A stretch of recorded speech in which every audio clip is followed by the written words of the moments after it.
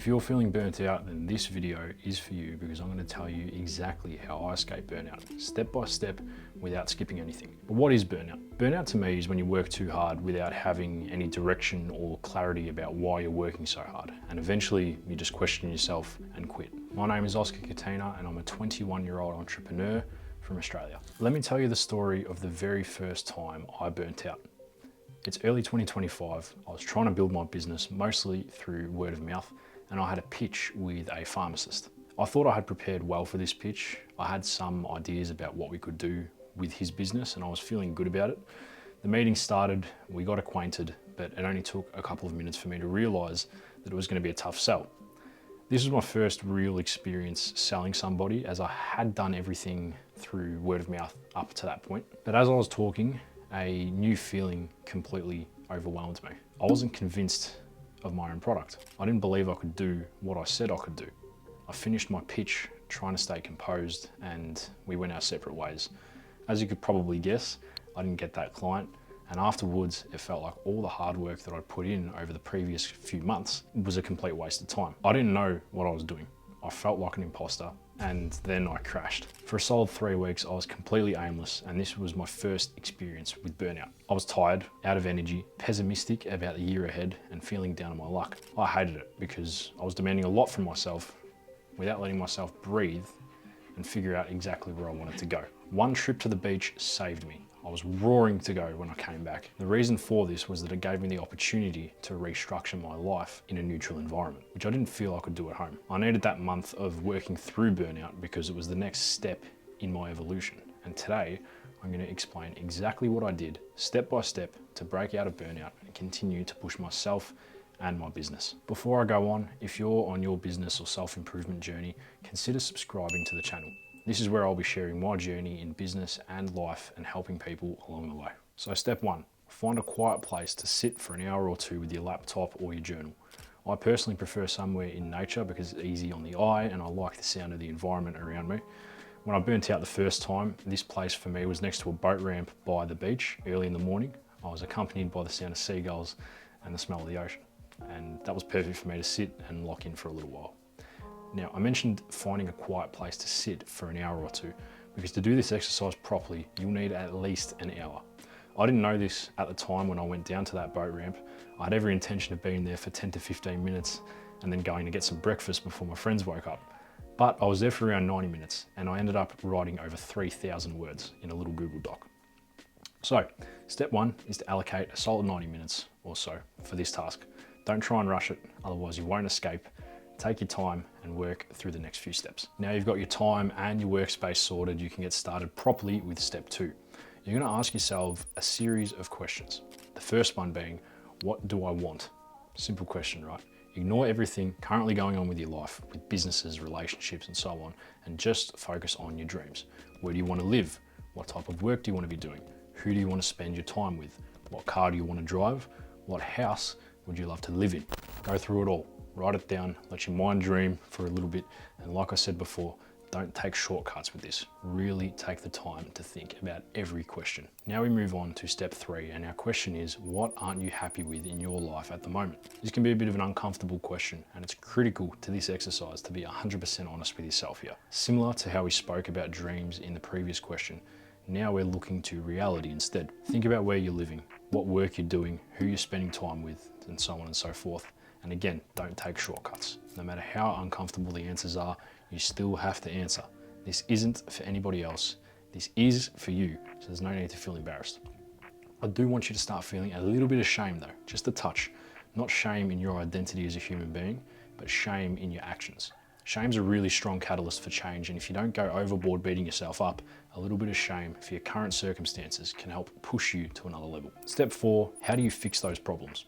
When I was doing this was the part that took the most time, and I think that's because it isn't always obvious when what the answer is. Sometimes the way can be a bit uncertain. Use Google, talk to some people you trust. The solutions don't have to be perfect, but the important thing is getting a solution on the page. The reason this is so important is because if you have something on the page, then you have something that you can enact in your life.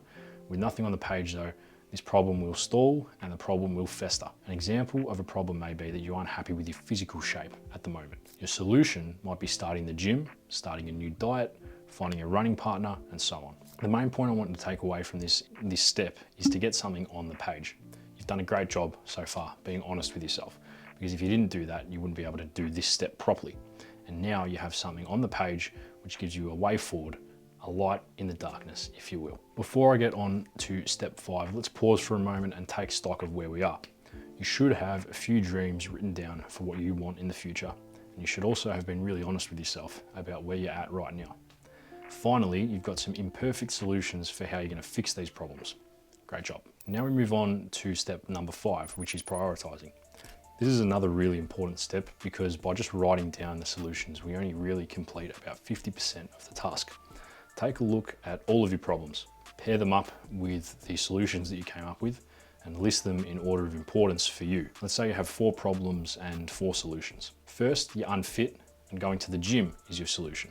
Second, you're broke and you can solve that by starting a business. Third, you're angry and anger management classes might be the way forward. And fourth, you feel stupid sometimes and your solution is to start reading a book every month. Depending on your priorities, you might place going to the gym as priority number 1, taking anger management classes as priority number 2, reading as number 3, and starting a business as number 4. Whatever your list is, it's important to make this distinction in priorities because it adds a sense of clarity and a sense of urgency to your plan. If you want to add even more clarity and purpose for your plan, I've got an extra tip I'll give you at the end of the video. Keep one more thing in mind when creating your priorities. You're only allowed one at a time. Now you're gonna feel like you can breathe fire once you've completed this activity, but a problem a lot of people make when they do this exercise is stacking 5 priorities on top of each other instead of taking it slow and completing one at a time. They end up burning out again and getting back to the place that we're trying to avoid. So take your time and only do one at a time. Once you've completed your list of priorities, we move to the final step in the process, which is making a pledge to yourself. I found this very important because it's one thing to write it down, but without making a promise to yourself, there's no accountability. So I want you to write the following sentence for each priority. Next week, I'm gonna buy a gym membership. Next month, I'm gonna start taking anger management classes. Next week, I'm gonna buy my first book and start reading it. Within the next 3 months, I'm gonna spend an hour each day researching business ideas and what it takes to run a business. I promise myself I will do these things. Now you've got accountability. You've given yourself a timeline and you've made a promise. I bet once you reach this point in the process, you're gonna be feeling pretty fired up, and that's how you're supposed to feel because you're not just writing down random things by the beach, you're fixing your life. And that's all the motivation that you need. For extra accountability, consider passing this information on to a trusted friend or a family member who can act as an accountability buddy. And remember, only one priority at a time. There's one more thing I want to mention before I let you go, and it's the main point that I mentioned at the beginning of the video. And it's the tool that's going to prevent you from burning out again in the future. I didn't know this at the time, but what all of this boiled down to was purpose, something that I've banged on about on this channel since I started making videos. When you tie your priorities to a dream and a long-term goal, you give yourself a deeper meaning.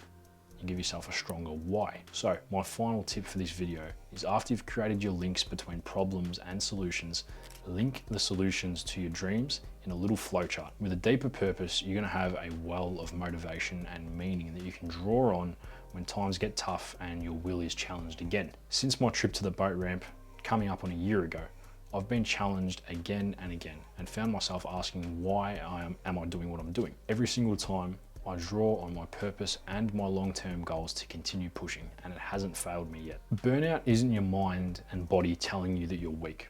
It's telling you that it's misaligned. So now it's your turn to get aligned again. Comment your number 1 priority on your journey for the world to see down below. A quote thrown around a lot these days is that nothing changes if nothing changes. And this is how you can begin to make those early changes in your life, which will help you build your future and change your long-term outcomes. If you found this video helpful, I encourage you to like and subscribe to support my channel and keep up with my journey as I build my dream life from the ground up. I'll see you in a bit.